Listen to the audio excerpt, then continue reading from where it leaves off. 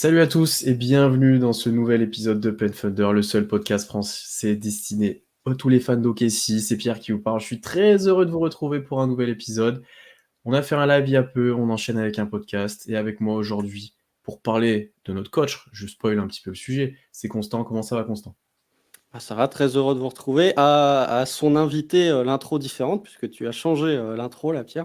T'as vu? Incroyable. J'ai pas fait exprès. J'ai bugué en fait, honnêtement. Ouais, effectivement, mais je crois que c'est peut-être la Je suis à première deux doigts fois. de la refaire. Je suis à deux doigts de la refaire. Je t'avoue, je suis Non, resté faut, sur la faut la préférence. garder, il faut la garder. Mais c'est peut-être la première fois en 3 ans de podcast que Pierre a changé l'intro.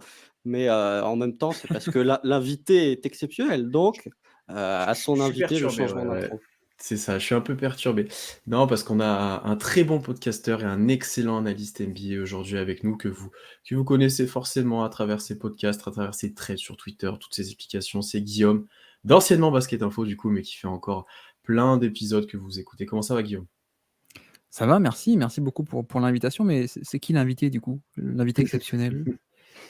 Ah, c'est toi, mais malheureusement, Non. comme j'ai dit en off, j'aurais aimé t'inviter pour parler de la saison MVP de Russell Westbrook. Malheureusement, ce sera peut-être pour une prochaine fois où tu devras trouver des qualités sur la saison MVP de Russell Westbrook. Ça pourrait Oui, être le mais tribunal de la saison MVP de Westbrook et on aurait le pour, les contre. Ah, ça serait intéressant en soi, en plus, hein. on peut le refaire. En plus, effectivement, j'avais pensé à un truc comme ça aussi, mais je préfère le sujet d'aujourd'hui, de parler de Lillard, donc ça me va, ça me va.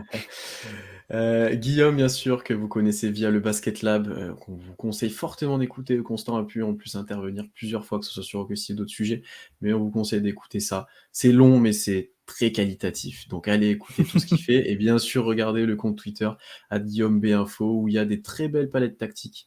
Est-ce que tu en as fait un petit peu sur nous cette année? J'ai souvenir du nous deux, mais tu en as fait quand même. Alors, les palettes tactiques, pardon, j'en ai fait aucune cette année. C'était un peu compliqué. Je me suis bien rattrapé parce que j'ai lancé un peu une chaîne Twitch, du coup, pendant les finales, Mm. et je pense que je vais opérer comme ça à partir de l'an prochain, c'est-à-dire des soirées où voilà, on le fait en direct, on balance plein de palettes, plein de systèmes, parce que finalement, Trop ça bien. prend moins de temps. Et ensuite, je pourrais effectivement Mhm. peut-être les repartager. Mais je suis désolé pour cette année, j'ai pas fait sur, sur OK ici, je crois. Mais t'as fait un beau tweet sur Josh Giddey il y a pas longtemps. On te pardonne. On te pardonne. Qu'est-ce que j'ai fait? Ah oui, oui, c'est vrai, Sur, oui. sur les Oui, remises en jeu.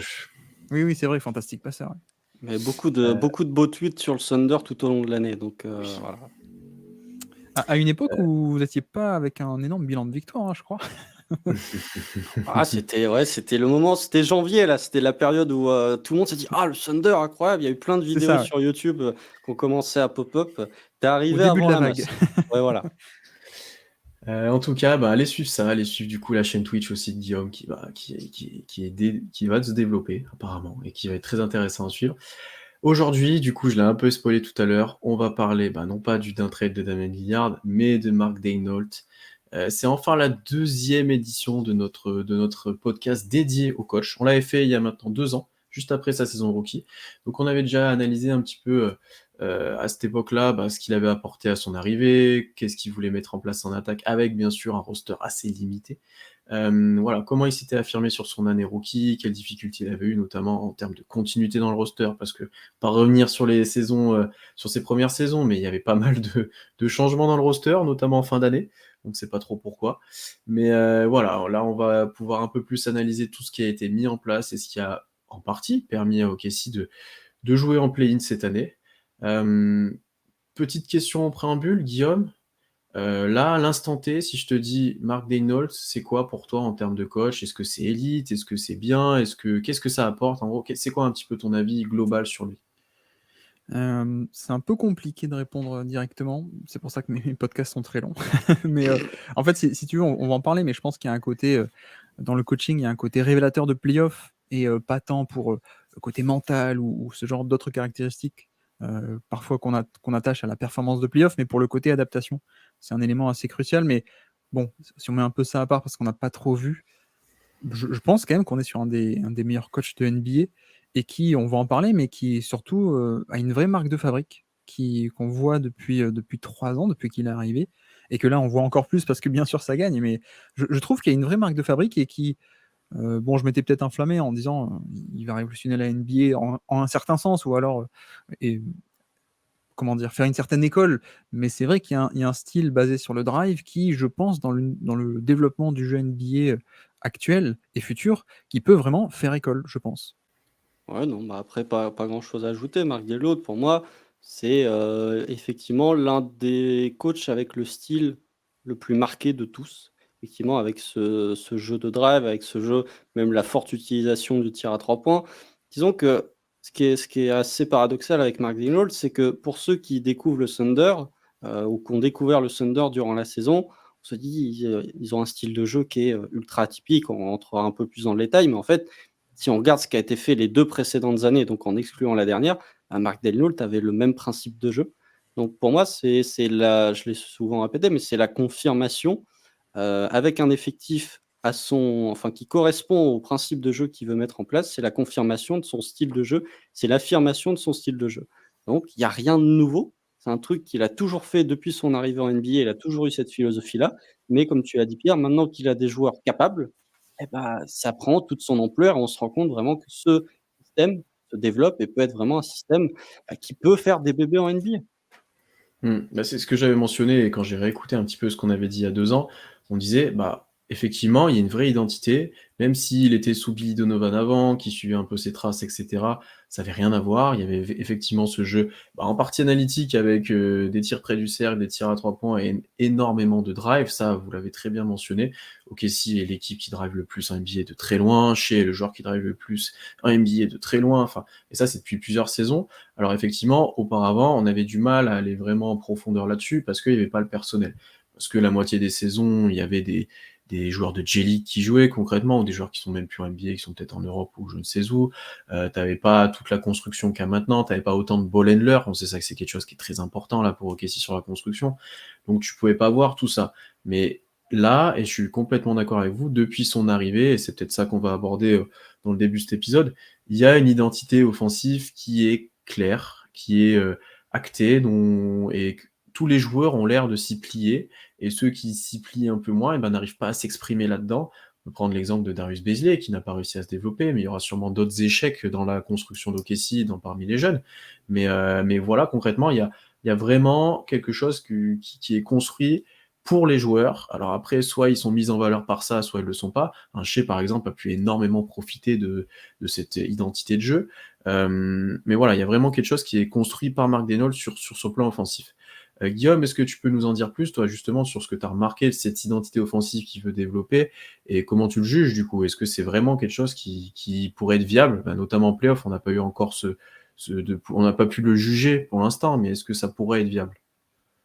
Oui, je pense assez clairement, parce qu'en fait, on est sur une identité qui est bâtie sur vraiment de l'optimisation, qu'est-ce qui est le meilleur dans le jeu moderne et bon, dans un sens peut-être, analytics pour le coup, de la rentabilité des tirs, donc au panier, mais ça va plus loin que ça, je pense. Alors du coup, pardon, pour commencer par le début, c'est vrai que c'est une attaque qui est très tournée sur le drive. Je pense que vous en avez souvent parlé, et ça, c'est le cas en fait depuis le tout début, depuis qu'il est arrivé.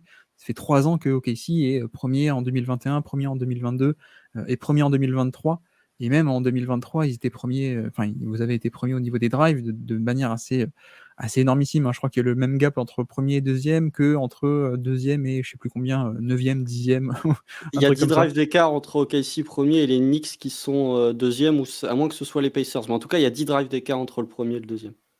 Ouais, c'est ça et ça fait un écart assez énorme, quoi. Donc, en fait, ils sont premiers, très, très largement.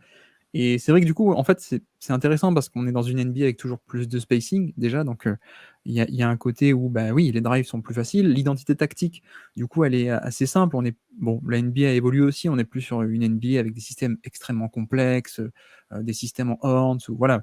On a aussi un truc un peu plus free flow, mais je trouve que dans le scriptage des actions et des systèmes d'OKC, on est sur des actions assez simples en fait et qui ont toujours la bonne astuce pour faire le bon écran au bon moment, avec le bon timing, avec le bon joueur, pour en fait lancer les joueurs et les libérer pour faire un chemin de drive en fait.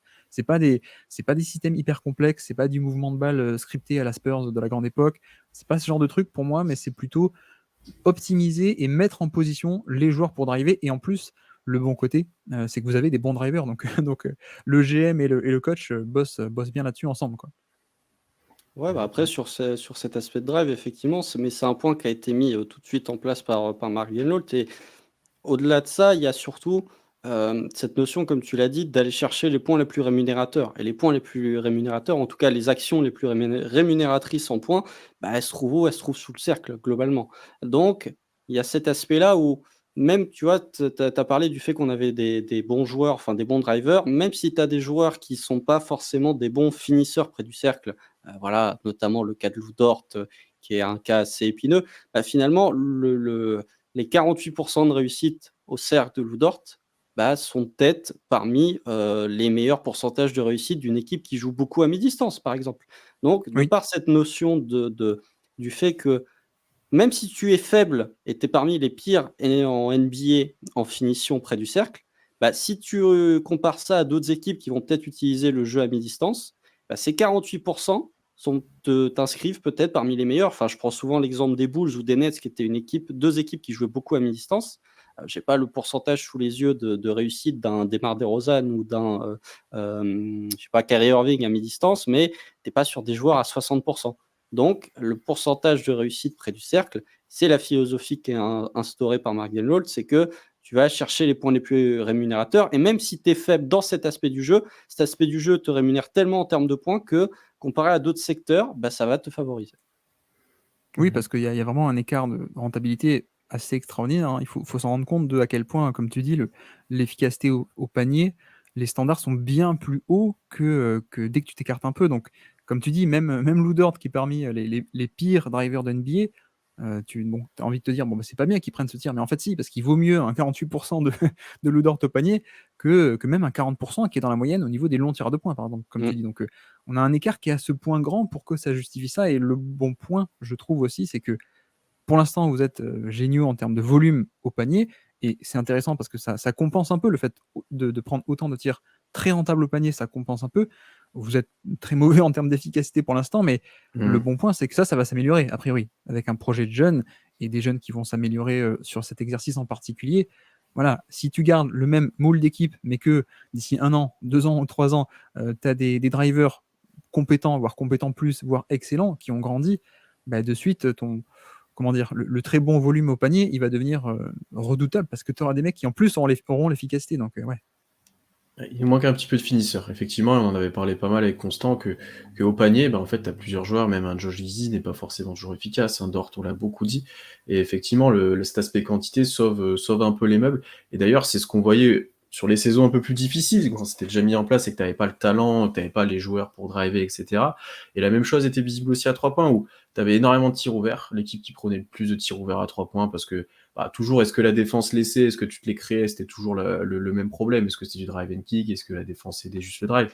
Mais au final, là, dès que tu es un peu plus adroit, dès que tu as des shooters un peu plus compétents, sans être élite, parce que là, quand on regarde le 5 majeur d'OKC, ou même ceux qui sortent du banc régulièrement, tu as très peu de shooters élites, à part un Isaiah Joe, mais globalement, c'est des pourcentages corrects, honnêtes, mais pas exceptionnels. Mais rien que de passer un petit step dans cette voie-là, ton attaque s'est complètement débloquée, parce que tu arrives à sanctionner les défenses, parce que bah, c'est des points faciles, c'est des points en plus, comme tu as dit, un peu en free flow, souvent où bah, t'as pas forcément annoncé un truc, mais t'es en fin de transition, t'as eu un drive assez efficient et t'arrives à ressortir la balle pour un tir ouvert à 0 degré ou autre, ou en above the break. Et ça, c'est vraiment intéressant pour débloquer le jeu offensif. Ça a permis de débloquer plein de choses pour des joueurs comme Josh Giddey, pour des joueurs comme Shea, bien entendu. Et ça, c'était très intéressant. Et je voulais revenir aussi sur un point que tu as dit, Guillaume, où tu as dit on arrive à exploiter un petit peu le moins de petit écran, la moins petite faiblesse défensive, sans avoir des systèmes très scriptés.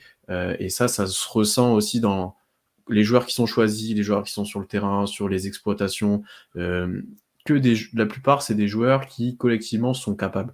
Je dis pas qu'en NBA, je dis pas comme des Raymond Green, qu'il y a personne qui a un QI basket en NBA, mais globalement, OKC, il est, je pense, plus élevé que la moyenne dans le reste des équipes, et ça se ressent sur un Kenrich Williams, ça se ressent sur les cuts que peut faire un J-Dub, ça se ressent sur plein de choses comme ça, et effectivement, je trouve cette exploitation des faiblesses, et même, ben, c'est pas un bordel organisé, mais tout le monde est capable de s'adapter à ce qui est proposé en attaque et en défense par les joueurs qui sont à côté, et ça, je trouve ça très intéressant. Oui, parce que ça, on est sur le travail de GM aussi, hein. Je pense que ça aussi, vous en avez parlé assez longuement, mais on est sur des profils qui sont recrutés, mais qui sont des joueurs capables en mouvement de à peu près tout faire. Donc à peu près à la réception du ballon, driver, un peu shooter et passer surtout. Il y a Mm. cette idée de joueurs de qualité en mouvement qui fait que oui, en fait, et c'est ça aussi d'ailleurs, je voulais aussi ajouter, parce qu'on parle beaucoup de la rentabilité en elle-même, de ce côté rentable des tirs qui te permettent de mettre plein de points, même avec des moyennes pas bonnes dans l'exercice, mais bref, donc la rentabilité.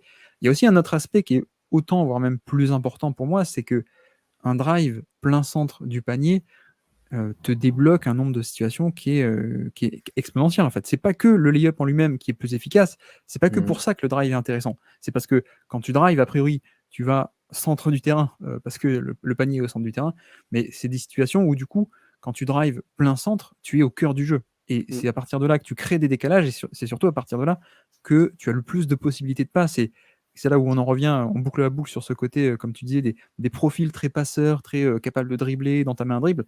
C'est qu'une fois que tu as fait ton premier décalage, donc sur du drive, imagine que la défense a bien réagi et apporte une aide. En fait, le passeur, le premier passeur, c'est chez Gilgeous Alexander ou Josh Giddey, il ressort, et derrière, effectivement, tu as tous ces joueurs qui sont capables d'exploiter le décalage à défaut de l'avoir créé de base. Ouais, je suis d'accord avec ça. Et en fait, c'est même un point, je pense, où le Thunder peut encore s'améliorer, c'est le volume de 3 points tentés dans le corner, parce que je trouve que le Thunder Ouais. n'est pas une équipe qui tente tant de 3 points que ça dans le corner. D'ailleurs, si on prend juste les stats bruts en termes d'échantillon, parmi les 4 meilleurs scoreurs du Thunder en points, donc à savoir chez Giddey, J-Dub et Lou Dort, sont dans le 5e, 6e, 7e percentile à leur poste en termes de fréquence d'utilisation de 3 points dans les corners. Alors pour un joueur comme chez Gilgeous Alexander, qui est un joueur pas héliocentrique, mais qui est un joueur qui prend beaucoup la balle, qui a un gros volume de jeu, et même un joueur comme Josh Giddey, c'est plutôt normal de voir que ce ne sont pas des joueurs dans les corners. Par contre, des joueurs comme Jalen Williams ou des joueurs comme Lou Dort, tu as peut-être plus envie de les voir dans un corner à 0 degré plutôt qu'à 45 degrés, qui sont des situations où on retrouve beaucoup Lou Dort, et surtout que après les tirs sous le panier, les 3 points dans le corner sont parmi les tirs les plus rémunérateurs en théorie du basket. Donc il y a cette notion-là où tu as effectivement, tu as beaucoup de connecteurs. Je trouve que le problème actuellement du Thunder, c'est que tu as énormément de connecteurs avec, voilà, Josh Giddey est plus qu'un connecteur, c'est un playmaker, mais avec Kenrich Williams, avec même Isaiah Joe, qui n'a pas des lectures inintéressantes. J-Dub, évidemment, est un bon connecteur. Ça manque peut-être encore un peu de finisseur, que ce soit près du panier ou que ce soit à 3 points, où tu as des situations où c'est peut-être Kenrich Williams qui peut être servi dans un corner ou Aaron Wiggins sur un cut. Disons que tu manques encore de joueurs capables de réellement finir au panier après que les connecteurs aient fait le bon choix. Et c'est, dans un sens, je trouve ça plus valuable d'avoir les connecteurs et qu'il te manque uniquement les finisseurs plutôt que dans ce sens inverse. Après, je pense que ce problème dans les corners vient en partie aussi de la structure de jeu et du positionnement de départ, en partie de comment Daynote place ses joueurs. Tu as déjà le poste 5 qui va être souvent au poste haut, ligne des lancers francs ou en 3 points dans l'axe, pour servir sur des dribble and-off, sur des pick and roll, etc. Et après, la majorité de tes joueurs sont très hauts. Notamment tes deux arrières sont très hauts pour pouvoir, comme l'a bien dit Guillaume, driver plutôt dans l'axe, attaquer vraiment le panier par le centre. Et du coup, tu te retrouves vraiment avec un jeu, avec les autres joueurs à 45 degrés, rarement à 0 degré, et tu as peu de joueurs qui vont descendre pour occuper le corner. Tu as plutôt des joueurs qui vont couper, tu as plutôt des joueurs, même J-Dub le fait plus, mais en se planquant un peu dans le dunker spot et en rattrapant la balle après le drive. Donc ouais, effectivement, je pense que la structure aide pas, et les joueurs non plus, effectivement, que tu as sur le terrain n'aident pas. Peut-être qu'un Casson Wallace s'en fera peut-être un petit peu plus dans le corner, peut-être qu'un Dieng dans le futur le fera un peu plus. Chet, je suis pas sûr du tout, vu la structure du jeu et vu le joueur, mais peut-être que en évoluant, en mettant peut-être plus de ball handlers sur le terrain, en faisant évoluer tout ça, tu te dirigeras effectivement vers les corners, et ça serait intéressant. Et bien sûr, on l'a dit un paquet de fois, ce serait très intéressant pour un Lou Dort d'évoluer dans ces zones-là, mais il y a encore du travail effectivement là-dessus. Et après, on reviendra à la fin, mais j'ai juste un élément que tu as dit plusieurs fois, Guillaume, aussi. Je pense que globalement, ça fonctionne aussi parce que Presti est aligné avec Daynold sur ce qu'ils ont envie de construire et ce qu'ils veulent faire. Alors, est-ce Ouais. que Daynold a été choisi parce que Presti voulait ça? Est-ce que c'est l'inverse, ils se sont mis en accord et Daynold a proposé quelque chose et ça s'est fait comme ça? Voilà, ça on pourra en discuter plus à la fin, mais je pense que le fait que les deux soient très bien alignés sur les choix, sur ce qu'on veut mettre en place, sur la construction, sur ce qu'on veut proposer déjà offensivement, on parlera défensivement ensuite, ça aide énormément dans cette construction-là. Peut-être du coup les limites à tout ça, ou peut-être des variations, est-ce que ça va au-delà de ces simples drives, et est-ce que justement il faudrait que ça aille au-delà de ça? Non, je sais pas, non, Pas enfin, facile comme question, ça, je sais. non, mais disons que les limitations dans le jeu offensif, déjà, il y a un point qu'il faut aussi souligner, c'est que, je l'ai souligné tout au long de la saison, c'est que le Thunder s'est mis à courir aussi. Ce qui était un truc, qui n'était pas aussi fréquent que l'an dernier, puisque le Thunder termine avec la 3e pace et ça revient aussi avec cette relation de GM, mais les précédentes années, tu avais alors Ford ou Derrick Favors en tant que pivot titulaire. Là, avec Jalen Williams ou avec, les multiples line-up, qui ont été effectués par, Mark Daigneault, tu avais toujours un 5 qui était en mesure de courir. Et ça a grandement facilité le jeu et ça a grandement fluidifié l'attaque. Ça a permis justement de faire plus de jeux en transition. Après, au niveau des limites, pour moi, les limites, elles sont plus, encore une fois, dans la construction d'effectifs que dans le principe théorique. Parce que ce jeu de drive et de tir à 3 points, allez, c'est difficile. Tu manques de joueurs capables vraiment de se créer leur tir. Mais encore une fois, c'est plus une question d'effectifs que de philosophie. Je trouve que la philosophie de Mark Daigneault, allez, peut-être un peu plus de pick and roll. On sait que la NBA maintenant, c'est quasiment une action sur 2 débute par un pick and roll. J'ai pas l'impression, alors je peux me tromper, mais dans mes souvenirs, j'ai pas l'impression d'avoir vu autant de pick and roll que d'autres franchises NBA, par exemple, pour vraiment débuter l'action. Alors, on va prendre l'exemple typique de Dallas avec Luka Doncic, mais effectivement, peut-être un peu plus d'utilisation du pick and roll. Mais sinon, dans le principe, et puis encore une fois, il y a la notion de ne pas avoir vu les limites tactiques en playoff. Ça, sur une saison régulière, l'adversaire n'a pas le temps de «s'adapter» entre guillemets d'un match sur l'autre. Donc les limitations dans le jeu, on les verra peut-être plus en play-off. Mais pour l'instant, de ce qu'on voit, pour moi, si tu as l'effectif nécessaire et l'effectif qui coche les cases de ce que tu veux instaurer dans le jeu, j'ai du mal à voir où sont les limitations. Surtout que pour le coup, moi je suis un peu d'accord avec toi, hein. Je vois pas trop de limites sur le coach en lui-même, mais si on doit prendre l'attaque dans sa globalité, on en a déjà parlé, mais ce côté, spacing, je pense, est une limite pour l'instant, mais qui est pour moi une limite pas inquiétante. C'est, voilà, c'est vous avez certains profils qui ont certaines forces, vous êtes pas une équipe encore parfaite, donc c'est normal que vous ayez pas tous les éléments. Mais en plus, il y a ce côté, vase communicant, hein, avec, le spacing et le drive où, quand vous aurez des bons spacers, des bons shooters, ça va aussi faciliter les drives et vice versa en fait. Quand tu auras des drives, ils vont pouvoir ressortir sur des shooters et ce sera mieux. Donc ça c'est peut-être une limite ou alors peut-être plus un défaut peut-être que limite dans le sens du mot.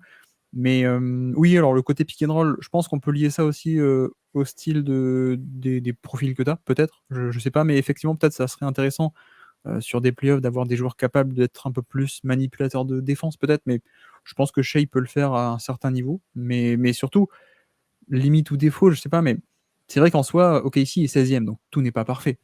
Mais en même temps, pour moi, OKC 16e à l'offensive rating, OKC n'est pas du tout la 16e équipe en termes de talent pur offensif. Donc en fait, on est sur une surperformance. C'est là où je comprends, hein, on analyse, on dit bon, qu'est-ce qui n'a pas été bien cette année? On le dit, c'est le spacing notamment, et puis même le talent des joueurs qui n'est pas encore parfait. Mais en soi, c'est vrai que voilà, vous êtes 16e à l'offensive rating alors que vous avez pas du tout le 16e meilleur offensif, pardon, effectif offensif de NBA. Donc voilà quoi. Moi, du coup, j'en vois, avec ce que vous avez dit un petit peu, vous avez mentionné, j'en vois presque 3 limites en fait. La première, c'est ce que tu as dit Constant, c'est l'attaque s'est un peu débloquée cette année parce que ça courait plus, et cetera. Et ça, est-ce qu'en play-off, tu seras capable de le faire et de le faire autant? Ça, c'est quelque chose Mmh. qui, même pendant le play-in, a posé un petit peu question, parce qu'il y a beaucoup plus de demi-terrain forcément, et là, tu fais pas de pick and roll, tu fais pas, voilà, on l'a dit, il y a quelques défauts.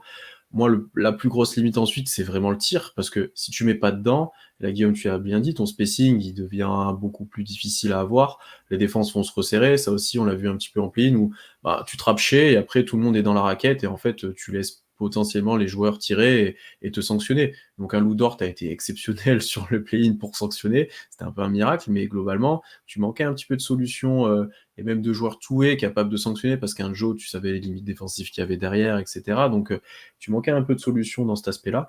Et après, effectivement, là pour l'instant, la limite de l'effectif, c'est le talent, parce que le fait de vouloir voir un peu tout le monde driver, tout le monde jouer balle en main, tout le monde pouvoir bouger sur le terrain en bonne coordination, pouvoir sanctionner son défenseur, sanctionner de loin, ça demande des joueurs compétents et des joueurs de talent. Alors tu en as de plus en plus, tu en as qui sont en développement, tu en as qui sont plus ou moins confirmés, mais ça c'est quelque chose qui est difficile à obtenir. Ça fait une grosse différence là dans les effectifs qui vont au bout des playoffs. On voit, c'est qu'il y a plein de joueurs de ce type-là et plein de joueurs qui sont capables de jouer des deux côtés du terrain. Et c'est des joueurs qui sont parfois difficiles à obtenir. Il y a des bonnes surprises, que ce soit à la draft ou à la free agency ou des joueurs qui se développent. Mais pour l'instant, tu es encore en manque de talent pur et de joueurs efficients pour faire ce qui est réalisé. T'en as de plus en plus, t'en as déjà 3 ou 4 qui sont leaders. T'en as encore en développement, mais il y a encore du travail là-dessus et ça pourrait être une limite dans le futur si tu dois faire des choix au niveau salarial, niveau de la rotation, ça pourrait poser question. Après, c'est des joueurs two-way, c'est des joueurs qui sont pas dans leur premier contrat. C'est ça aussi qu'il faut C'est pas vrai. négliger, c'est que tu as un effectif très jeune, donc tu as des joueurs qui sont pas finis, donc des joueurs qui peuvent encore progresser. Est-ce que les joueurs qui sont dans l'effectif atteindront un jour ce niveau two-way, ou est-ce que certains atteindront cette capacité de spacing au point de devenir un spécialiste? Parce qu'actuellement, il n'y a que Isaiah Joe que je considère vraiment comme un spécialiste du tir extérieur qui est là. Enfin, sa principale qualité, c'est le tir extérieur. Et c'est peut-être le seul joueur du Thunder qui a comme principale qualité le tir extérieur actuellement. Donc, peut-être que c'est des joueurs qui vont se développer au fur et à mesure des années. Encore une fois, on est sur un effectif qui était le plus jeune effectif de NBA l'an dernier, l'un des plus jeunes effectifs de l'histoire, sachant que le plus jeune, c'était ton effectif la saison passée. Donc, c'est un effectif qui ne demande qu'à s'améliorer. Après, sur cette notion, en fait, pour moi, c'est pas une limite dans le sens où c'est un problème, enfin, c'est pas un problème, mais c'est d'une part une question de patience et d'autre part une question d'effectif et de choix des hommes. Mais dans la théorie, dans le style de jeu proposé par Mark Denholt, je vois pas en quoi c'est une limite. C'est plus dans la sélection des hommes où je me dis, effectivement, si tu manques de spacing, du coup, la théorie de Mark Denholt avec énormément de drive et ouvrir les lignes de drive peut pas se faire. Mais en théorie, je vois pas ce qui peut l'empêcher. Ouais, c'est pas une limite théorique, c'est une limite ce qui pourrait arriver en fait, parce que tu n'arrives pas à construire ton effectif aussi bien que tu voudrais. C'est plus ça que je voyais. Ouais. Non, mais après, peut-être s'il faut pointer un domaine en particulier, peut-être pas encore dans le sens limite, parce que pour moi, encore une fois, on est limite à une connotation un peu négative de il n'y arrive pas, alors que pour l'instant, c'est juste qu'on l'a pas vu et qu'il n'a pas encore tous les outils. Donc pour moi, il n'est pas encore totalement passé au révélateur, où on peut pas encore dire, bah non, mais c'est une limite, mais bref, pardon. Mais peut-être que ce qui pourrait manquer, c'est un peu de diversité offensive, effectivement. Il y en a un peu, mais on est encore sans doute sur parfois un peu des systèmes gadgets ou des créations secondaires un peu, pas en gros volume. C'est vrai qu'on a parlé de l'identité de base qui est le fondement de l'équipe et qui est ce drive, effectivement. Mais c'est vrai que ça pourrait être utile parfois d'avoir des manières de créer de l'attaque un peu plus souvent et d'autres manières. Et on peut penser à du jeu de main à main, des dribble and off. Il y a Jalen Williams qui peut le faire, mais il le fait normalement, enfin logiquement, pas encore à gros volume. L'effectif n'a pas encore beaucoup de shooters, donc des systèmes un peu avec des shooters ou ce genre de trucs. On est encore au niveau gadget, on n'est pas encore sur une vraie diversité offensive où l'équipe peut proposer de tout. Donc oui, si on devait peut-être pointer quelque chose du doigt, ce serait ça effectivement. Et une énième fois, je suis pas encore inquiet. Ouais, bah, après, pour moi, il y a une principale limite, mais qui est encore une fois due à la jeunesse du roster, c'est tu manques. Encore une fois, tu as beaucoup de joueurs qui sont connecteurs, mais quand il faut quelqu'un pour se créer son tir, en dehors de chez Gilgeous-Alexander, pour moi, ça manque encore.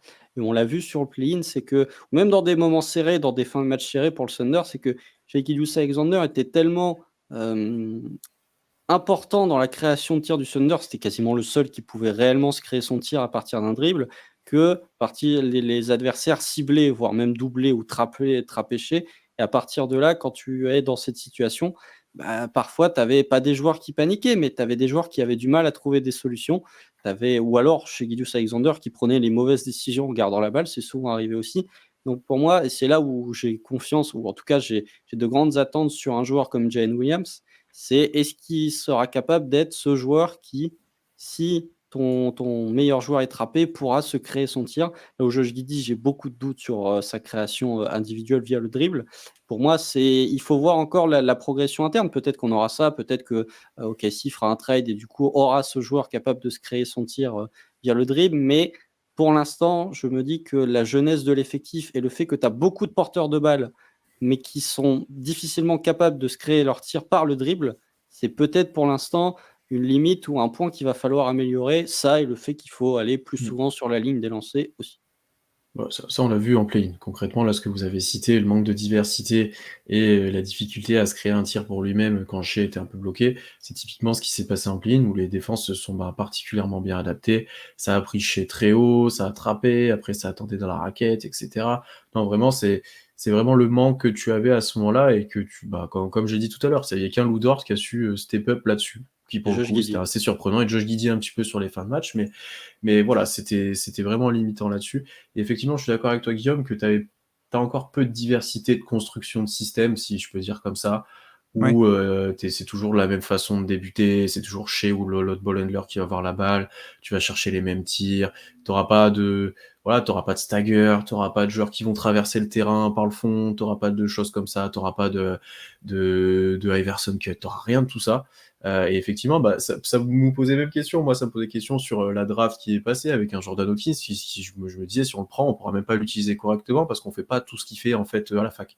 Donc, effectivement, ça c'est quelque chose que tu pourrais développer si tu as les armes pour le faire, parce que comme l'a très bien dit Constant, par exemple sur des tirs en mouvement, en stagger, t'as que Isaiah Joe qui serait peut-être capable de le faire. Donc, est-ce que tu Mm. crées vraiment des situations que pour lui, parce que t'as que lui là-dessus et qui a quand même un rôle important, mais il n'a pas énormément de minutes, donc ça pose question, tu vois. Et pareil sur le pick and roll, on en revient à ce point-là aussi.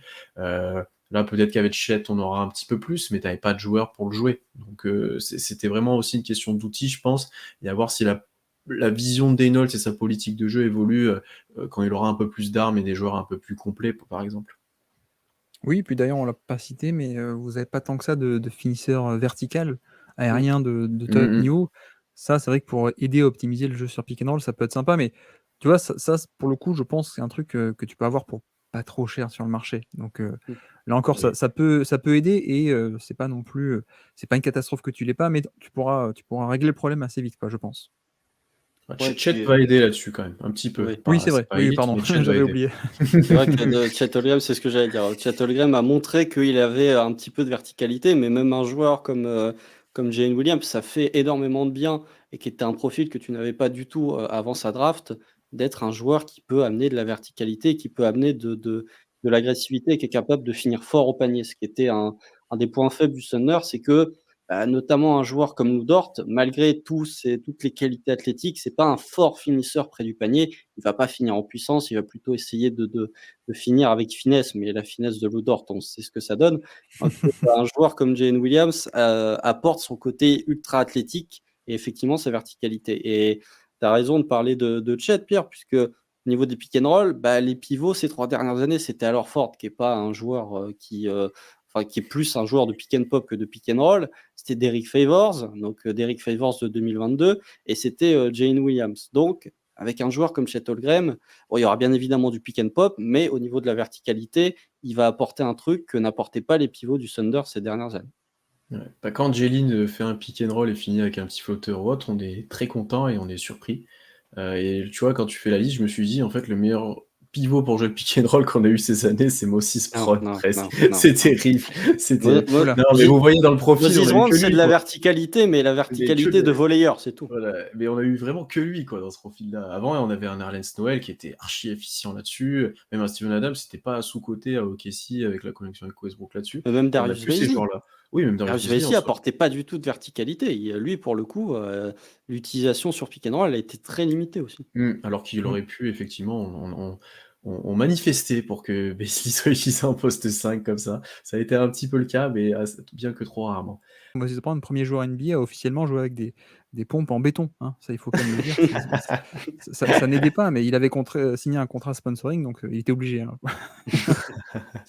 Messieurs, est-ce que vous avez une dernière chose à rajouter pour l'attaque mise en place sous Mark Denault, ou est-ce qu'on regarde un petit peu ce qui se fait de l'autre côté du terrain? Non, peut-être juste un tout dernier truc, c'est ça, on en parlera à la fin, mais on parle souvent du rapport, enfin, on parle de Sam Presti et de Mark Dello, de la relation qu'ils ont eue pour établir cette philosophie de jeu. Elle se développe aussi parce que tu as un joueur élite sur le drive, surtout avec un tel volume. Alors, peut-être pas dans l'efficacité, il est peut-être pas parmi les tout meilleurs de NBA, mais si on prend le rapport volume-efficacité, Shai Gilgeous-Alexander est l'un des meilleurs finisseurs de toute la NBA. Et, et en plus d'être un excellent finisseur et en plus de permettre justement cette philosophie de jeu, c'est aussi un joueur qui est capable de faire le kick-out pour le joueur à 3 points ou pour le joueur ouvert dans un corner. Donc, ne pas sous-estimer l'impact aussi. C'est pas l'héliocentrisme, mais le fait que chez Gilgeous-Alexander construit, ou en tout cas une grande partie de l'identité offensive du Thunder est basée sur les qualités de ce joueur. Ouais. Je vous avoue que j'aurais bien aimé voir comment ça s'est fait au début.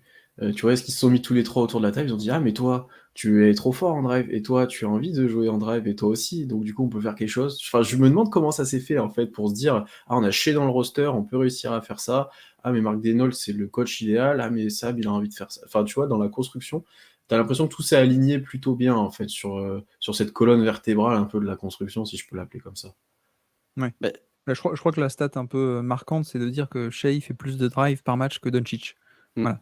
Si Ouais déjà. ça vous marque pas, c'est que voilà, c'est quand même un niveau assez impressionnant. Lui aussi, il est premier de NBA depuis quasiment 3 ans, si je dis pas de bêtises, d'un point de vue individuel, mais voilà, c'est assez monstrueux. Et pour moi, c'est un peu un parallèle que je fais un peu avec ce que peut représenter Antetokounmpo aux Bucks, c'est-à-dire un bon passeur, pas un passeur de génie, mais un bon passeur, mais juste assez bon pour que en plus il est un peu le moteur, le créateur de décalage de par ce drive, et c'est lui qui va créer les décalages en attirant des joueurs sur son drive, et ensuite il est assez fort pour faire le kick-out, et on retombe au même point que tout à l'heure, qui est que oui, le jour où il y aura un bon spacing, ce sera d'autant plus un Shai optimisé et un OKC optimisé.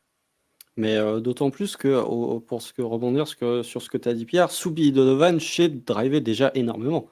Parce que c'était l'ailier, enfin avec la line-up à 3 meneurs avec Chris Paul et le 6e homme de l'année, Dennis Schroeder, c'était chez Gilgeous-Alexander, drivait déjà énormément. Donc peut-être qu'à partir de là, quand tu as eu la reconstruction complète de l'effectif, Sam Presti et Mark Denol se sont dit, bon, ce joueur-là, c'est notre joueur sur qui on va bâtir pour le futur, parce que Sam Presti était très haut sur chez Gilgeous-Alexander au moment où il l'a récupéré. Du coup, on va essayer de maximiser ses qualités offensives et d'explorer encore plus loin cette option de drive. Ouais, il était 10e déjà de NBA en 2020 en termes de drive par match. Alors avant son explosion, donc alors qu'il y avait Chris Paul et Schroeder à côté, donc c'est assez conséquent, effectivement.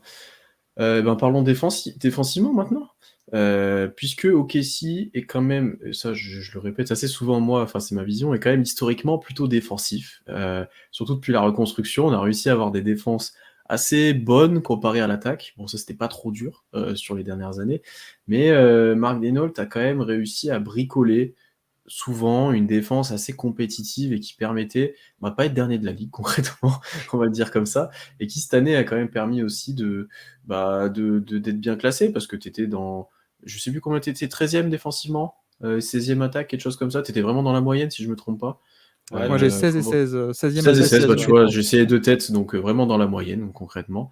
Est-ce que défensivement, Guillaume, tu trouves que l'identité est aussi très forte comme en attaque en fait? Est-ce que c'est aussi marqué?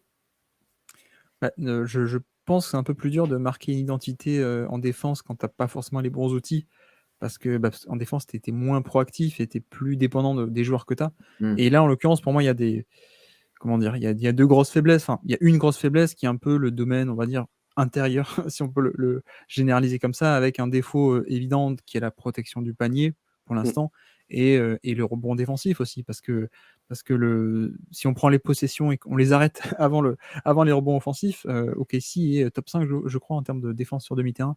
Le problème, c'est qu'ensuite, il y a plein de tirs qui sont récupérés après la possession bien défendue.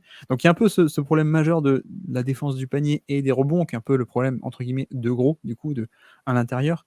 Mais à part ça, c'est vrai que il n'y a pas une identité, mais je trouve que là encore, on est sur un coach très, très innovant. Je trouve, avec beaucoup de. Voilà, un peu dans la mouvance du développement de la NBA et du jeu NBA, et tout ce qui est les schémas défensifs toujours plus dynamiques, et par exemple des combinaisons à 2 ou à 3 pour des switches off-ball ou des switches pendant le ballon aussi. C'est-à-dire que sur un pick and roll, on fait un premier switch et ensuite le maillon faible va switcher dans la continuité sur un troisième et c'est quelqu'un qui vient de récupérer. Ce genre de petits schémas. Le fait aussi qu'on a une défense qui logiquement a des positionnements un peu sans ballon, de gens qui viennent essayer de boucher l'espace pour compenser le fait qu'il n'y a pas protecteur de panier derrière. Mais voilà, on est vraiment sur des schémas défensifs très dynamiques et très intelligents. Il y a beaucoup de concepts intéressants, il y a beaucoup d'articles qui ont été écrits sur cette défense de OKC, qui essayent pas mal de trucs. OKC et Orlando sont deux coachs qui essayent pas mal de trucs dans ce côté switch dynamique, off-ball, on-ball, ou un peu partout, bref.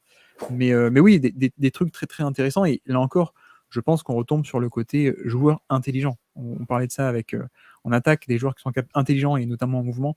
On voit aussi ce QI en défense, je pense. Donc voilà, là je pense que Constant va enchaîner sur le fait que le retour de Chet va effectivement régler plein de problèmes. C'est la même réponse que tout en tout à restant, l'heure. Non, tu crois? Ouais, c'est vrai que la protection de cerf de Chet Holmgren n'est pas la même que la protection de cerf de Jay Williams. Voilà. Mais effectivement, mais au niveau de l'identité défensive du Thunder, je trouve que il y en a pas une qui a été fixée et qui a été la même sur les 3 dernières années. Pour moi, le vrai changement défensif, c'est entre la saison 2021-22 et la 2022-2023, où le Thunder, sur la 21-22, était une défense qui faisait peu de fautes et qui était très disciplinée et qui était parmi les meilleures défenses de NBA avant la blessure de Shai Gilgeous-Alexander, comparé à l'an dernier où tu avais une défense qui était très agressive sur le porteur.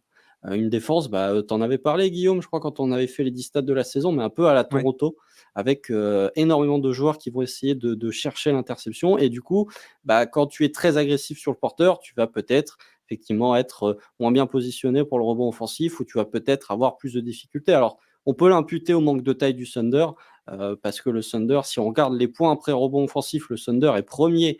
Enfin, les points laissés à l'adversaire après rebond offensif, le Thunder est premier. Encore une fois, il y a une marge entre le premier et le deuxième. Ça, c'est un point sur lequel il va falloir s'améliorer, mais aussi cette notion d'être discipliné. Parce que, encore une fois, tu as des joueurs jeunes, donc c'est difficile de pas avoir un esprit un peu, pas foufou, mais disons d'avoir des joueurs disciplinés qui savent quand il faut faire la bonne interception au bon moment. Mais pour le Thunder, on a vu trop de situations où tu avais des joueurs qui commettaient trop de fautes. On a vu parfois un Shai Gilgeous-Alexander enchaîner beaucoup de fautes dans un laps de temps assez court. Le Thunder s'est très souvent retrouvé avec l'adversaire dans le bonus. Donc, des situations où peut-être que Mardenol savait qu'il n'avait pas l'effectif, notamment en termes de protection de cercle, pour faire une défense disciplinée, notamment avec la perte de Darius Bazley, puisque Darius Bazley était un protecteur de cercle honnête lors de son passage au Thunder, voire un bon protecteur de cercle sur certains passages.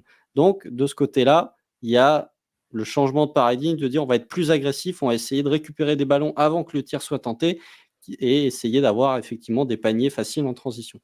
Au-delà de ça, il y a une vraie faiblesse effectivement sur le rebond défensif, et même je trouve que certains joueurs sur la défense off-ball, pardon, Shai Gilgeous-Alexander parfois a des recoveries un peu bizarres au niveau de ses placements. Josh Giddey n'est pas celui qui est le plus concerné par les défenses off-ball.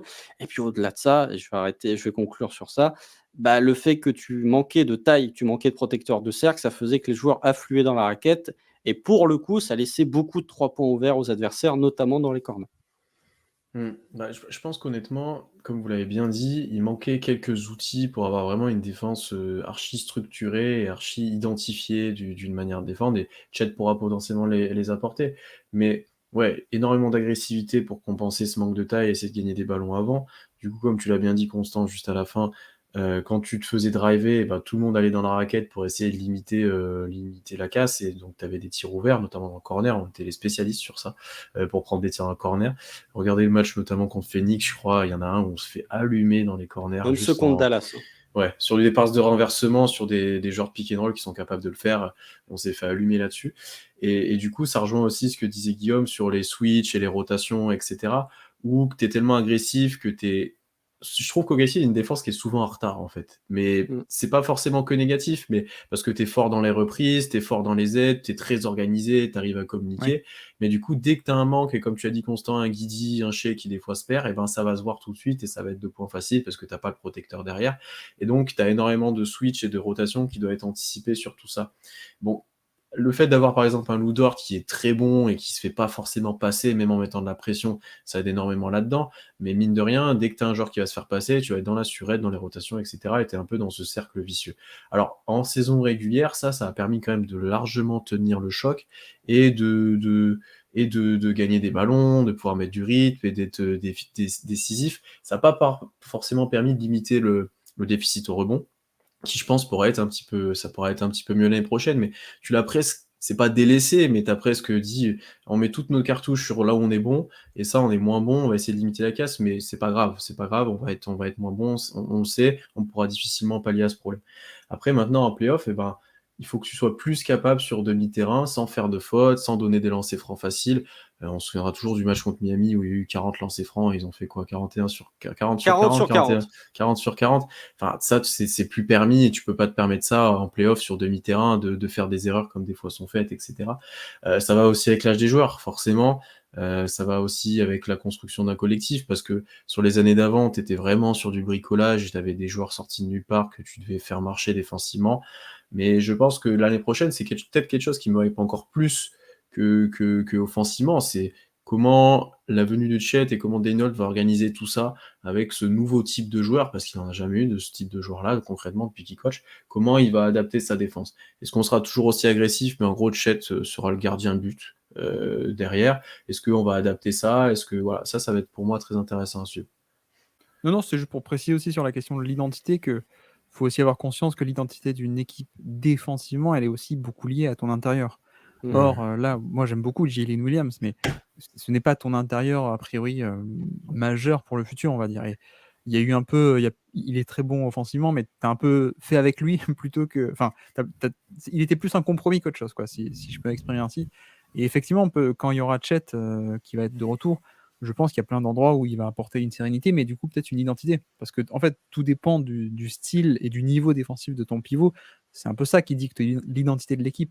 Donc actuellement, on est un peu dans cet entre-deux où oui, on est un peu obligé de compenser un peu partout. Alors on teste, on fait des trucs intéressants au niveau de tous les autres défenseurs, mais effectivement, on n'a pas la sérénité parce que derrière, tu as quelqu'un qui peut faire le drop, ou alors tu as quelqu'un qui peut monter haut sur pick and roll, ou qui peut switch. L'avantage de Jet, c'est qu'il peut faire les trois, pour le coup. Mais voilà, je pense qu'à terme, l'identité de cette défense, ce sera toujours agressif, mais peut-être un peu moins agressif parce que tu as moins besoin de compenser, sans doute. Mais j'ai aucun mal à imaginer cette défense à terme avec un Chet Holmgren All NBA, All Defense, pardon, peut-être même All NBA, je vous le souhaite, mais All Defense et une défense très agressive et très dynamique autour finalement de la polyvalence défensive de Chet. Disons que les années récentes ont montré un intérieur élite défensivement avec 4 extérieurs mauvais défensivement est peut-être une meilleure défense que 4 extérieurs élites et un intérieur mauvais défensivement. On salue le Jazz. Mais après, au-delà de ça, c'est un point qu'il faut aussi souligner peut-être sur les limitations défensives, c'est que d'être très agressif sur le porteur, c'est très demandant en énergie. Et sur l'intégralité d'une saison régulière, ça peut avoir ses limites, surtout si tu joues avec un groupe de joueurs restreint, ce qui était le cas du Thunder après le All-Star Break avec les blessures de Kenrich Williams notamment, où tu t'es retrouvé au-delà du 7e, 8e homme, ça devenait difficile de faire jouer. Donc, on a vu une défense qui, sur la fin de saison, était moins bonne qu'en début de saison. Aussi parce que l'attaque a pris un peu plus d'ampleur et était meilleure, donc c'était difficile d'être élite des deux côtés, mais on a vu un manque d'énergie parfois sur certains matchs où défensivement tu prenais des cartons contre des équipes qui n'étaient pas forcément des équipes bonnes offensivement. J'ai le souvenir d'un match contre les Hornets où tu manges 130 points comme ça, un match contre les Pacers juste après où tu prends une valise de points. C'est un système qui est très demandant physiquement, qui demande beaucoup d'énergie et qui qui peut justifier le fait que Mark Daigneault, à notre grande dame parfois, va loin dans ses rotations et va loin dans son utilisation des joueurs, dans le nombre de joueurs qu'il utilise, parce que effectivement, être agressif sur le porteur, être toujours, notamment un joueur comme Shai Gilgeous-Alexander, qui est un joueur de seconde lame, de second rideau, un peu dans le registre que pouvait avoir Paul George sur les 6 mois où André Robertson était présent, plus couper les lignes de passe que vraiment défendre sur le point of attack.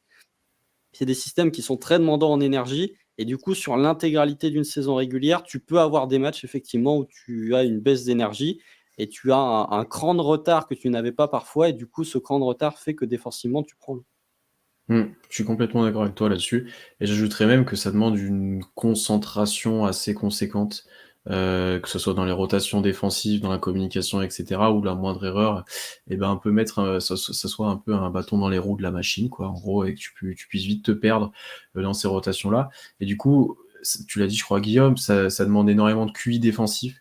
Et ça, pour le coup, certes, il y a des joueurs assez limités physiquement ou défensivement, mais dans le QI défensif, il y a rarement de joueurs vraiment négatifs. Un Isaiah Joe est négatif physiquement, mais dans le QI défensif est très intéressant. Jalen Williams, c'est la même chose, c'est pour ça qu'il y a un nombre monstrueux de passages en force provoqués. Kenrich Williams, c'est un autre exemple aussi. Tu as beaucoup de joueurs très intelligents pour combler des faiblesses ou combler les trous. Bon, ça suffit pas encore, on l'a dit, sinon on serait top 1 défense, hein.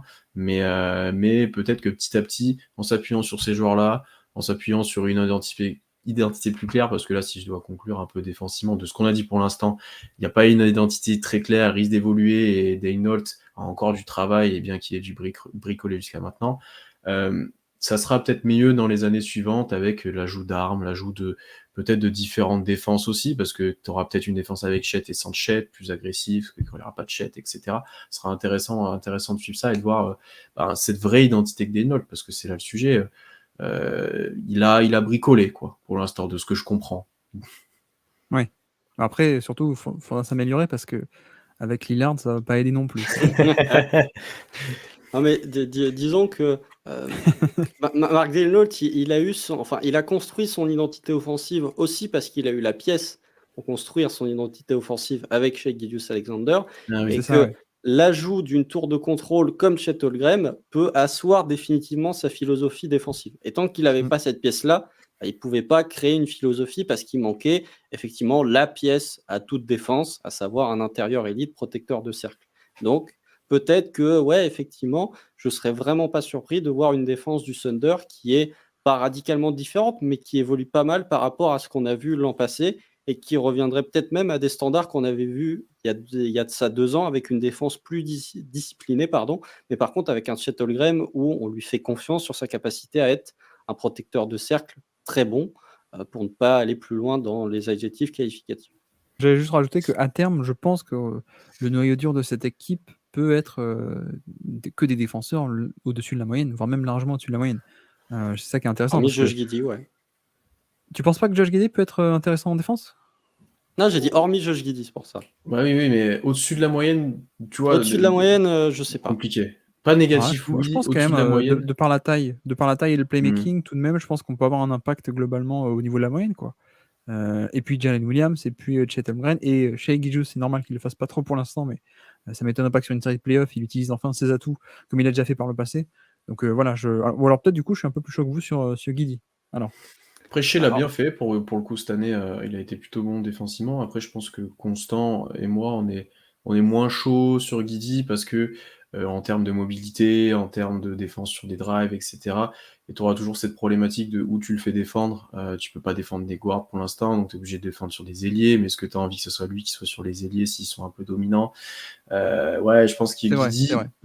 Guidi pourrait être dans la moyenne. Après, positif défensivement, moi j'ai du mal à le voir. Mais après, s'il compense beaucoup offensivement, tu le laisses sur le terrain, bien entendu. Ça s'entend. après, pour Josh Giddey, être neutre défensivement, c'est positif pour lui parce qu'offensivement, il peut tellement apporter que. Ouais, moi, les réticences que j'ai sur Josh Giddey, c'est que effectivement, c'est difficile de savoir quel poste il est réellement capable de défendre. Et on l'a vu, notamment contre Brandon Ingram lors du match de play-in face aux Pels. Le Thunder, avec son backcourt, avec Shai Giddey, a de la taille. Et c'est vraiment sur les ailes ou avec Lou Dort et Jalen Williams, face à des grands ailiers, face à des ailiers qui sont décalés au poste 4, qui dépassent les 2 mètres et qui ont une longueur de bras assez hallucinante. Notamment Kevin Durant s'est régalé, Brandon Ingram s'est régalé. Alors, on parle de profils qui sont top 25 NBA, hein, qui ne sont pas des profils que tu vas croiser tous les jours, mais si tu te projettes dans une optique de playoff, tu n'as peut-être pas pour l'instant ce joueur de grande taille à l'aile que tu peux envoyer contre des grands ailiers, des ailiers dominants, d'où le Lou Dort, qui est souvent le joueur qui doit défendre le meilleur attaquant adverse, que ce soit un guard, que ce soit un ailier. Mais toute la problématique de Lou Dort, c'est que s'il faisait la taille de J-Dub, je pense que tu aurais un des meilleurs, enfin c'est déjà un des meilleurs défenseurs sur le point of attack, mais qui pourrait vraiment défendre les ailiers et que tu n'aurais pas cette problématique. Comme Lou Dort est un peu plus petit, tu te dis, il peut défendre de manière élite les guards, il peut défendre les ailiers parce que il a un coffre monstrueux, mais il aura toujours un déficit de taille sur ses joueurs. La Ouais. solution sera Non, peut-être non. encore Chet d'ailleurs. Hein. Oui. Peut-être sur un Ingram, ça sera peut-être Chet. Après, moi, ce que je pensais quand vous en parlez, par rapport à l'arrivée de Chet et le changement potentiel de schéma défensif, ce qui a un peu pénalisé Daigneault, c'est que t'as pas eu de profil comme Chet. Bon, il y en a pas beaucoup, il y en a voire pas du tout, mais t'as même pas pu expérimenter. J'allais dire, il y en a beaucoup qui auraient pu ressembler, mais on l'a pas beaucoup vu. Mais t'as pas pu expérimenter des schémas que tu pourras faire avec Chet. Et ça va t'obliger, je pense, en début de saison prochaine, à innover, à trouver des repères, à recréer un petit peu ta défense, effectivement, parce que c'est un joueur unique. Et ça peut mettre en difficulté tout un collectif défensif qui était quand même plutôt bien huilé jusqu'à maintenant. Oui, alors moi, je fais partie des fans de Robinson Earl, qui a été blessé aussi pas mal de temps, et la fin de saison a été moins bonne que le début, non, il me semble. Il joue plus du Oui, tout sur la fin, ouais, C'est effectivement. ça, Donc, ouais. Ouais. mais ouais, effectivement, JRE, c'est les moufles. Tu vois, tu parlais des chaussures en béton de Moses Brown. JRE est l'un des premiers joueurs NBA à jouer avec des moufles constamment. Mais après, le truc qui va être peut-être intéressant, c'est que on se doute que Chet ne va pas jouer les 80 matchs maintenant, puisqu'il y a le tournoi de mi-saison. Les 80 matchs de saison régulière, la problématique, c'est que tu n'as c'est pas vrai. de joueur poste pour poste en termes de profil. Et du coup, Ouais. quand tu auras potentiellement Kenrich Williams ou Jane Williams qui prendra la place de Chet en tant que titulaire, est-ce que tu vas garder le même schéma défensif qu'avec Chet Holmgren ou est-ce que tu vas partir sur un schéma défensif tout autre? Ça, pour le coup, c'est une vraie réflexion que va devoir avoir Mark Daigneault parce que j'ai du mal à considérer le fait que si tu arrives au training camp, tu as Mark Daigneault qui dit bon, alors nos schémas défensifs, quand Chet va jouer, ils vont être comme ça, et quand il va pas jouer, ils vont être comme Mm. ça. Pour moi, tu as une vraie décision à prendre sur, en l'absence de Chet, comment tu vas modeler ton schéma défensif parce que Mm, mm, tu mm. passes d'un joueur élite en protection de cercle à un joueur pas du tout élite en protection de cercle. Et tu n'as Et pas d'alternative. vous pensez que le roster est un peu bouclé là pour la saison prochaine ou pas? Parce que autant l'an dernier, je pouvais comprendre le côté on va pas paniquer, il s'est blessé, on va pas chercher quelqu'un vite, vite. Là, j'avoue que je serais étonné que, enfin, je sais pas ce que vous en pensez, vous qui avez peut-être plus de sources, mais ça m'étonne si OKC part avec cette rotation, non? T'as déjà 20 joueurs déjà pour l'instant, ce qui est pas mal. C'était plus un mode il faut les couper et faire des choix. Je pense pas Ouais, qu'on va être très agressif pour aller chercher un autre pivot ou autre. Je pense d'accord. que tu vas rester plutôt comme ça et c'est ce qui s'est ressenti, on va dire, même sur toute l'intersaison, où très rapidement le choix a été fait d'utiliser et le cap space et potentiellement les joueurs ou autres sur récupérer soit des nouveaux assets dans le futur, soit des joueurs en fin de contrat et voilà, c'était vraiment ça tu vois, on a récupéré un Oladipo où on pourrait avoir des assets, on a récupéré des jeunes, mais pour maximiser ensuite encore, j'imagine, leur valeur. Enfin, c'était vraiment pas une optique de renfort, mais plus une optique de encore avoir des assets, utiliser le cap space au maximum qu'on peut dans cette voie-là, et pas te cramer pour le futur. Alors je nous vois mal, ce serait possible de trader pour un pivot, et puis je vois pas trop qui on pourrait aller, mais ouais, je pense pas qu'on soit trop dans cette optique-là. OK. Non, OK, OK. non et puis, je pense que, enfin, vraiment Sam Presti fait confiance à son groupe et ça, c'est un Mmh. point qu'on ne dit pas assez souvent. On se dit: «Oui, pourquoi Sam Presti a pas été chercher tel ou tel joueur?» mais parce qu'il fait confiance à son groupe. Déjà l'été dernier, enfin lors de l'intersaison précédente, il faisait confiance à son groupe. Ça lui a donné raison donc il faut, oui effectivement le manque d'alternative ou le manque de verticalité peut être inquiétant mais encore une fois, c'est des profils qui sont pas des profils hyper rares en NBA. Alors avec une protection d'élite comme Chet, bien sûr que c'est des profils rarissimes, mais qui peuvent t'amener de la verticalité. Ça, tu peux trouver, relativement facilement. Mais oui, je vois mal déjà le Thunder, échanger pour un pivot. Ça me paraît, Ouais. surprenant, surtout si c'est pas un pivot titulaire. Donc puis, Sam Presti et Mark Daigneault ont assez martelé, lors des conférences de presse de fin de saison que Chet était le pivot du futur pour le Thunder. Donc, voir aussi si la variance de profil avec un Jalen Williams peut fonctionner, d'avoir 2 profils aussi, opposés, défensivement, voir ce que ça peut donner. Mais je nous vois mal en l'état faire des transferts pour renforcer l'effectif. Je pense que peut-être à la deadline, en fonction de la saison, Mmh. comment se déroule la saison, il peut avoir cette probabilité-là. Mais d'ici l'opening night, j'y crois peu. Ouais, puis en plus, tu peux aussi voir le verre de l'autre côté, mais à ton groupe qui était pas loin de se qualifier en play-off, enfin pas loin, à un match où on a été loin, mais ou qui a gagné un match de play-in, tu ajoutes Misic, tu ajoutes Cason Wallace, tu ajoutes Chet Holmgren, tu ajoutes un Kenrich Williams qui était blessé sur la fin de saison. Ça te fait potentiellement un banc complet. Ça te fait, enfin, tu vois, tu peux aussi te dire, on ajoute quand même des pièces. Et un Jalen Williams qui, certes, on n'est pas fan et qui a un profil très atypique, qui n'est pas forcément efficient défensivement, bah, il a tenu la baraque l'année dernière, on en a parlé juste avant en live, il a tenu quand même pas mal la baraque et tu peux te dire, bah, c'est dur de peut-être trouver mieux et on peut encore parier sur lui et voir comment il se développe, quoi, je pense. Oui, mais la difficulté, du coup, ça va être un peu l'alternance Voilà, c'est au sûr. schéma comme vous avez parlé, ouais. De trouver cette identité, est-ce qu'elle est double, est-ce qu'elle est tout le temps pareille? Parce qu'offensivement, il n'y a pas ce problème-là. Quand Shea n'est pas là, il y a Ouais. quelqu'un d'autre qui prend le relais. Et comme on l'a dit depuis le début, l'identité est claire là. Effectivement, il y a une petite différence défensivement. Et Ou puis alors, aussi, on est complètement fou, on met Jalen Williams en séquence en poste 5 small ball pour continuer à être agressif. Il est capable de nous le faire avec Kenrich, hein, je pense, en ouais, plus. il l'a Hein. fait avec Kenrich. Kenrich, ouais.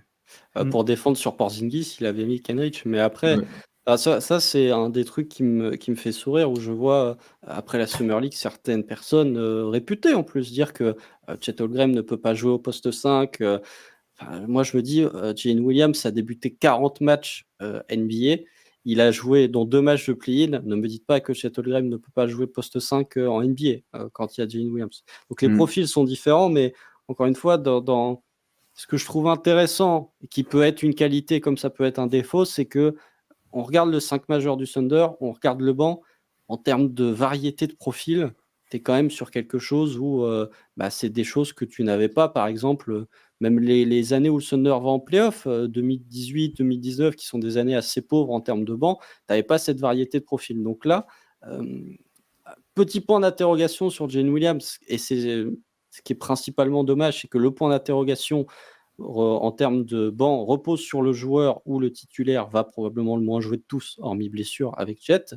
Mais si on analyse le nine-man rotation, la rotation à 9 joueurs du Thunder, on est quand même sur quelque chose de très solide et quelque chose qui est bien meilleur que ce qu'on a pu avoir l'an dernier. Messieurs, peut-être avant de conclure, là on a bien analysé l'identité défensive et un peu offensive, peut-être plus sur le côté humain, on va peut-être parler un peu de Mark Reynolds, on avait déjà parlé pas mal dans le premier épisode parce qu'il y avait pas mal de choses qui ressortaient. Peut-être déjà ce qui est ressorti pas mal, c'est ses relations avec les joueurs, très proche des joueurs, très dans la formation, etc. Je crois que si je me souviens bien, on avait mentionné qu'il avait des parents profs et que ça avait beaucoup influencé sa pédagogie avec les joueurs. Il y avait pas mal aussi à l'époque, je sais pas si quand on avait enregistré le podcast c'était passé, mais il y avait des coups de gueule assez chauds, notamment sur certains joueurs. On se souvient de celui avec Darius Bazley, si je me trompe pas, il y en avait eu un assez chaud. Je trouve que sur ça s'est calmé un petit peu. Il y a des gros coups chauds sur les arbitres, par contre, maintenant. Les arbitres, par contre, ils prennent. Ouais, voilà. Ils prennent, et souvent à raison, hein. Souvent c'est sur des décisions vraiment litigieuses, je me souviens sur une remise en jeu, là, où ils donnaient pas la balle assez vite. Voilà, on rentre dans cette optique de jouer vite.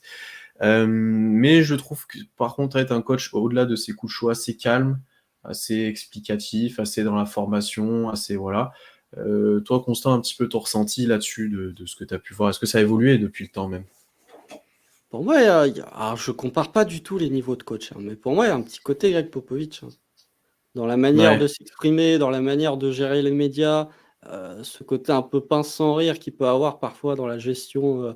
Voilà, enfin, quand il y a eu le premier match en antenne nationale du Thunder depuis 2020 contre le Heat, Mark Daigneault faisait les interviews, les fameuses interviews télévisées, et tu avais l'impression qu'il avait l'habitude de faire ça alors que c'était la grande première. Je trouve que dans sa gestion des hommes, oui, c'est toujours très drôle de dire oui, je dis à mes joueurs d'appeler les arbitres par leur prénom, de les respecter alors qu'ils leur gueulent dessus parfois.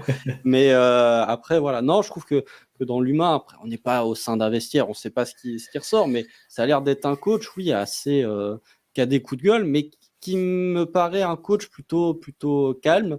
Après, voilà, c'est pas un player's coach parce que j'aime pas le terme déjà player's coach, mais c'est un joueur qui est relativement proche c'est un coach pardon qui est relativement proche de ses joueurs, et en plus dans un groupe de jeunes, c'est d'autant plus valuable d'avoir un coach qui est capable de nouer une relation avec ces jeunes-là. Donc sur l'humain, moi je trouve qu'il n'a pas tant évolué que ça par rapport à sa saison rookie, mais effectivement il est peut-être un peu plus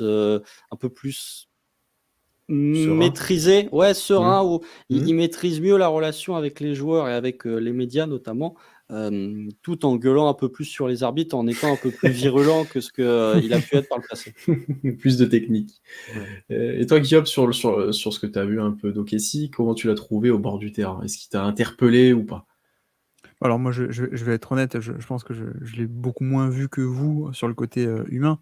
Mais c'est vrai que ce qui est assez appréciable, c'est qu'en plus, il sort d'un cursus assez long. Il a été longtemps assistant de Billy Donovan, hein, si je dis pas de bêtises. À Même à Florida, Florida, il ouais. a été assistant. Ouais. Mmh. Ouais, et donc déjà, enfin, on n'a peut-être pas tous le même avis, mais pour moi, Billy Donovan était un excellentissime coach, NCAA ou NBA.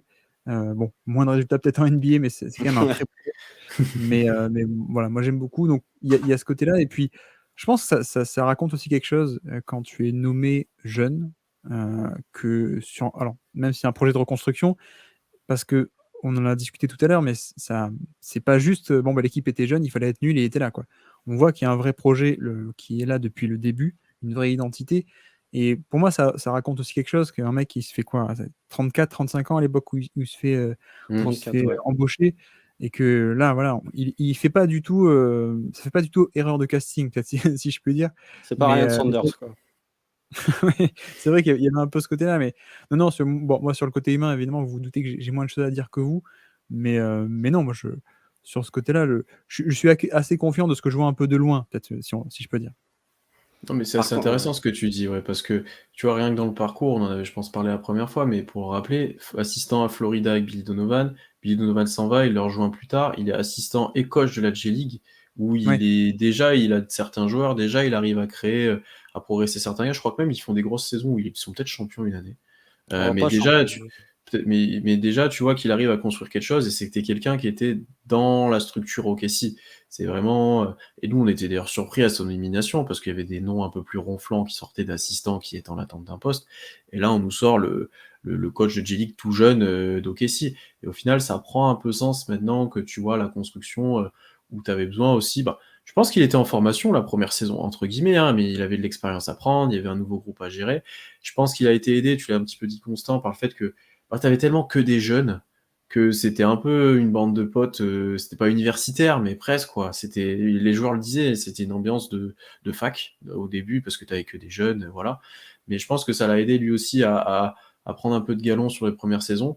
Et là, sur cette année, j'ai trouvé impressionnant de maîtrise. On n'a pas parlé beaucoup d'adaptation parce qu'il n'a pas été en playoff, mais il y a eu pas mal de choses tentées, il y a eu pas mal de bons systèmes dessinés, il y a eu pas mal, même sur le play-in, il y a eu des choses proposées, etc.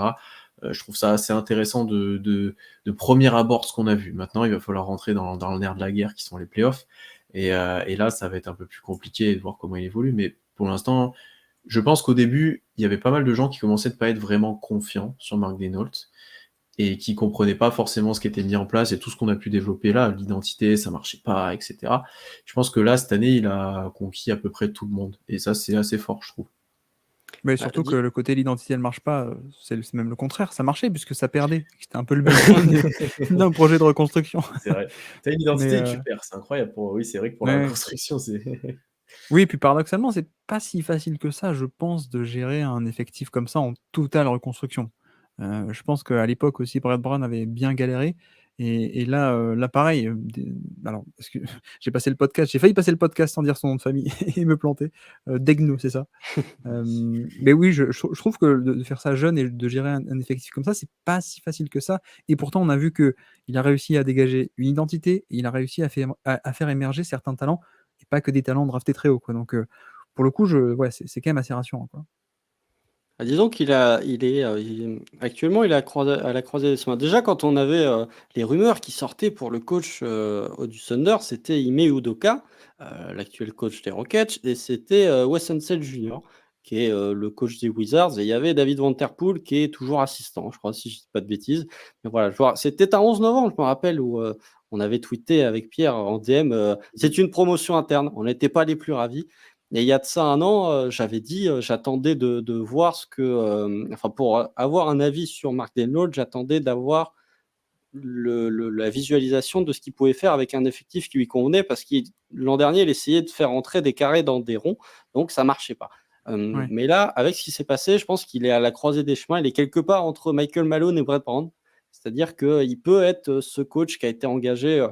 Michael Malone n'est pas engagé. Enfin, les Nuggets sont dans une situation compliquée lorsqu'il est engagé. Ils ne sont pas vraiment en reconstruction, mais ils ne sont pas vraiment compétitifs.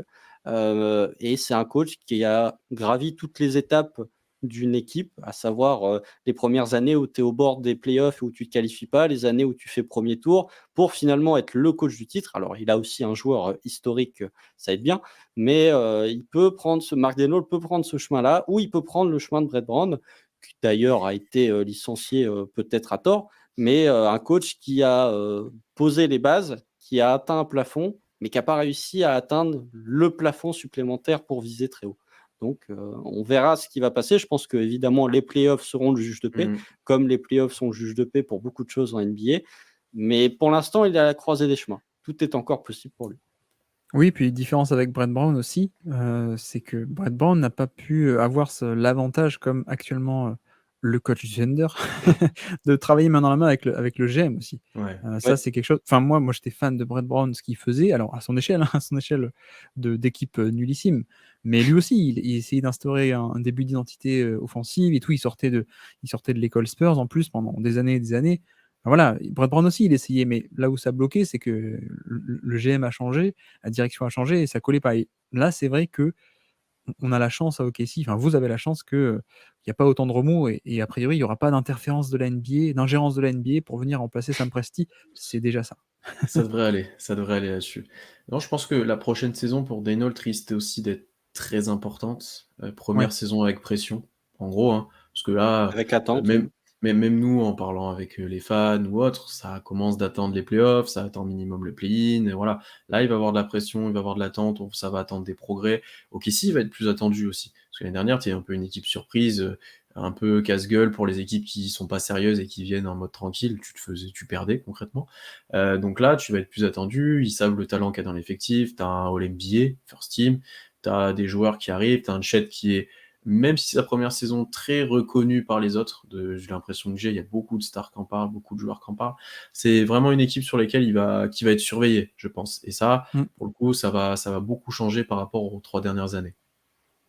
Ouais, bah de toute façon, c'est la première saison avec des attentes réellement depuis le début de la reconstruction, avec des attentes de résultats sportifs en tout cas. L'an dernier, on voulait un peu de résultats sportifs, mais on se disait le résultat sportif, c'était 30 wins. Là, pour le coup, ça, c'est peut-être une question qu'on se posera lors de la preview, mais pour certains fans, tout résultat autre qu'une qualification en playoff serait un échec, je pense, de la saison. En tout cas, serait une stagnation, ce qui n'est pas arrivé au Thunder depuis le début de la reconstruction. Même si tu avais des progrès infimes, tu as toujours eu des saisons où tu progressais. Entre la première, la deuxième et la troisième, tu as toujours eu de la progression. Donc voilà, est-ce que OKC, encore une fois, va progresser tel Memphis où tu as une année où tu as Denver, encore une fois, où tu cales en playoff et l'année d'après, tu fais premier tour et ensuite tu grimpes les échelles, ou effectivement, peut-être des blessures qui peuvent se mêler à ça, peut-être le fait que le Thunder sera une équipe attendue et du coup plus prise au sérieux, peut-être mieux scoutée aussi au niveau de ses qualités offensives et de ce qu'elle propose en attaque. Il y a plein de paramètres et c'est à Mark Daigneault de répondre aux attentes. Et c'est là où effectivement, être un coach de reconstruction quand tu as zéro attente, disons que tu es moins regardant au niveau de la fanbase. Par contre, quand tu as des objectifs, que ce soit la fanbase ou l'objectif ou l'effectif, je pense qu'au sein de l'effectif, il y a les playoffs en ligne de mire. C'est tout de suite tu es beaucoup plus regardant sur le contenu et sur est-ce que tu as atteint tes objectifs. Ouais, et puis grosse année aussi, on l'attend au tournant au niveau management. Parce que voilà, c'est pas facile de gérer Lillard. Donc ça aussi, c'est un élément nouveau. Pas facile. Non, mais même par rapport à ça, même un Micic, par exemple, c'est Oui. quelque chose qu'il n'a pas eu à faire avant et qui est quand même à gérer. Alors pour l'instant, ça a l'air très bien se passer. Mais voilà, c'est un type de joueur qu'il n'a jamais eu, c'est un profil particulier, c'est pas rien à gérer. Le retour de Chet, il y a pas mal de choses à gérer, effectivement. T'es plus dans ton petit coin tranquille à faire ta tambouille avec tes joueurs, quoi. C'est un peu différent, là. Messieurs, on va arrêter là. Merci infiniment pour ce très bon épisode. J'ai vraiment apprécié discuter de Mark Daigneault. C'est très intéressant. Merci beaucoup, Guillaume, d'être venu avec nous parler de tout Merci à ça. vous pour l'invitation. Merci. Je sais toujours pas prononcer son nom, mais j'aime beaucoup. Mais on a compris ce qu'il faisait. C'est le principal. On sait pas son nom, mais on sait ce qu'il fait. Bien sûr, allez suivre Guillaume sur son Twitter. Déjà, Guillaume B Info. Ensuite, sur son podcast, le Basket Lab, très intéressant à suivre. Il y a pas mal de trucs qui arrivent. Il nous a teasé un petit peu ça. Il y a pas mal de choses qui arrivent pour cet été, donc allez suivre ça. La chaîne Twitch aussi qui nous a teasé aussi. Mais plus généralement, suivez, c'est un compte important pour le basket en France, pour comprendre la NBA, pour tout ça. C'est un des meilleurs comptes, donc allez suivre ça si vous ne le faites pas déjà. Mais je sais qu'on a une très bonne communauté qui suit déjà Guillaume, donc je m'en fais pas trop. Merci. Je te file le chèque comme prévu. Ah, mais vivement que le disque dur soit réparé pour qu'on ait enfin ce live Twitch décryptage d'action de Chet Holmgren. Figure-toi que oui, j'ai envie de le faire. Il faut que je le fasse. Voilà. Allez, ça faudra bien sûr aller voir et aller donner de la force à Guillaume pour ça. Et puis, mais globalement, tu es un des seuls invités qu'on a sur l'année, donc voilà, déjà c'est une fierté de t'avoir. Comme on dit à chaque fois, quand on est invité, c'est que globalement on aime bien la personne et qu'on estime grandement le travail. Donc, Non, mais en tout cas, j'espère que cet épisode vous l'avez autant apprécié que nous. N'hésitez pas à nous suivre partout, toutes les plateformes d'écoute, Twitter, aussi Instagram, lâchez vos commentaires sur Marc Desnolds, notamment sur Twitter. N'hésitez pas à réagir à tout ce qu'on a dit, 5 étoiles ou autre. N'hésitez pas à venir vers nous avec tout ça. Et puis, on se retrouve très vite pour un nouvel épisode. Là, il n'y a plus trop d'actualité. Je ne sais même plus quoi souhaiter. Allez, il y a le championnat du monde FIBA bientôt, mais c'est un petit peu loin. Trade de Damian Lillard au OKC. Le trade de Damian Lillard au OKC pour faire plaisir à Guillaume, plus qu'à nous, on va le dire. Le running gag. Ouais, c'est un peu ça. Non, mais profitez bien de votre été et on se retrouve très vite. Salut à tous. Salut.